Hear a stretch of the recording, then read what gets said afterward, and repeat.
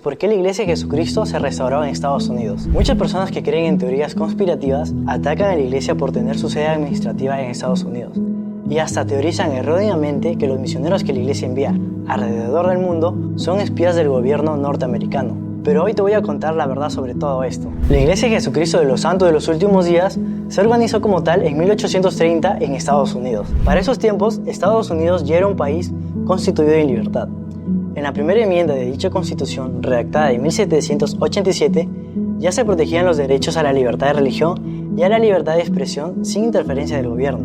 Por lo tanto, desde el siglo XVIII, Estados Unidos ya era un país en el que la libertad de religiones se permitía y se practicaba de manera activa, a diferencia de algunos países europeos de la época, como en Francia, que se encontraba en un constante conflicto político y religioso, que posteriormente desencadenó en la Revolución Francesa. Así, para 1821, en Estados Unidos, ya ocurría una agitación religiosa amparada en la constitución del país.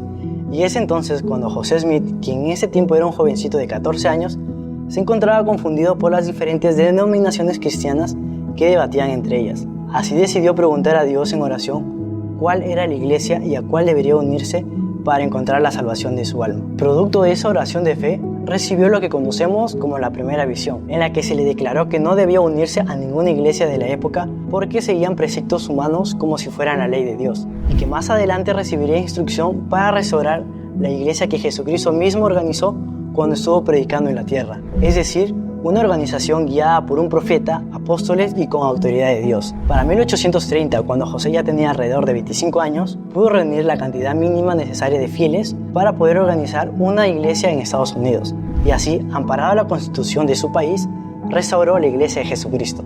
Ahora, eso no quiere decir que gracias a la Constitución todo haya sido color de rosa para la Iglesia. De hecho, a pesar de estar amparados en la Constitución, los primeros miembros de la Iglesia fueron perseguidos por sus vecinos y por los pobladores locales, a tal punto que fueron expulsados de sus hogares, lo que probablemente hubiera podido ser mucho más grave si la restauración de la Iglesia de Jesucristo hubiera ocurrido en alguna otra nación de la tierra por esa época.